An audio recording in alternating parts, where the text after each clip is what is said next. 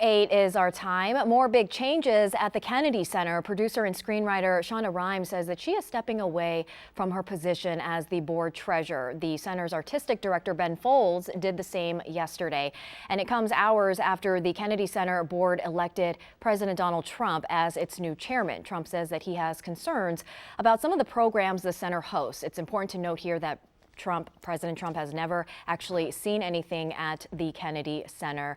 And this all happening or comes as Emmy and Peabody award-winning comedian Kamau Bell prepares to kick off a show tonight at 8 p.m. at the Kennedy Center. The stand-up special is called Who's With Me? But before the big show, he is stopping by the Get Up DC studio. It is so good to see you. Thanks so much for stopping in. I'm glad I came. I had no idea that Trump had never seen a show for a guy who seems to be such an expert. Important to note here, right? I mean, of course. Right. Yeah. So, you are kicking off. You were just telling me it's been 7 years since your last tour. So what made you want to hit the stage again? And how's it feel to be in DC kicking off the big tour? I mean, first of all, I love DC. I've spent a lot of time here. We did an episode of my show, United Shades of America, here. Yeah. I was just here this summer doing a piece for the Washington Post, brought my family here for the first time. So I could live here, but my wife couldn't because of the snow. Yeah.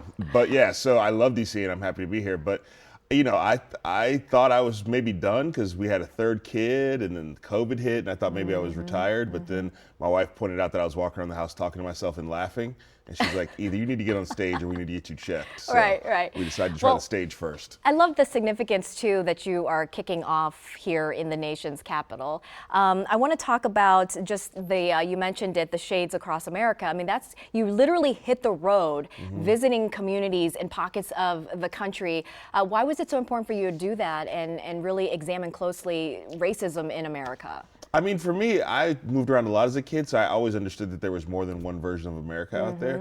And then as a stand-up comedian, I played all over the country, so I think stand-up comedians know that like every town is different, but also exactly the same. And so, when I got the opportunity, when Anthony Bourdain was still there at CNN, and so I got the opportunity to do that show, I just drove it till the wheels fell off, and after 7 seasons, the wheels fell off. But we did a lot of great work. I still hear about the show.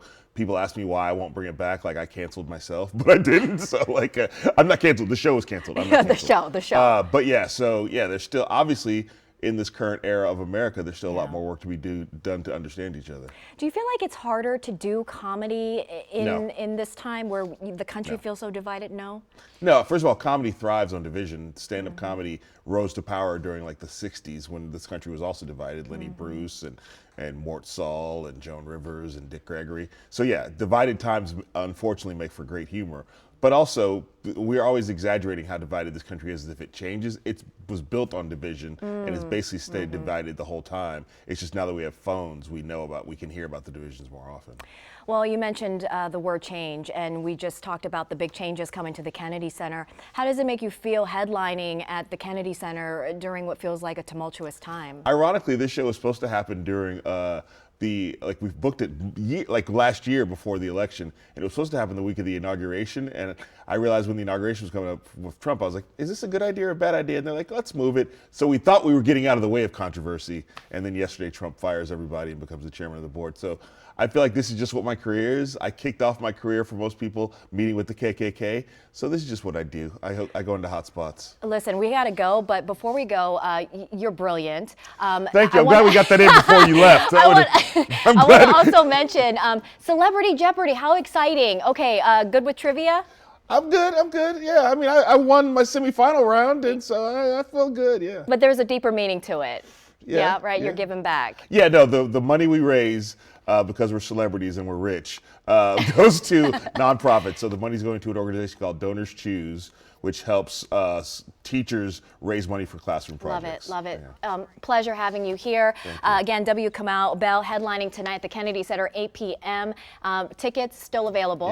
Yeah. Yes. Okay, log on to get your tickets. Thanks so much for being here. Thank you. We appreciate and next you. time, can I talk to those two people over there? Yeah. We should have had a round table. I mean, you were great. I'm not saying. We can all talk. No, we should have had a round table. Yeah. No, it's Producing on the spot. Yeah. We'll be right back.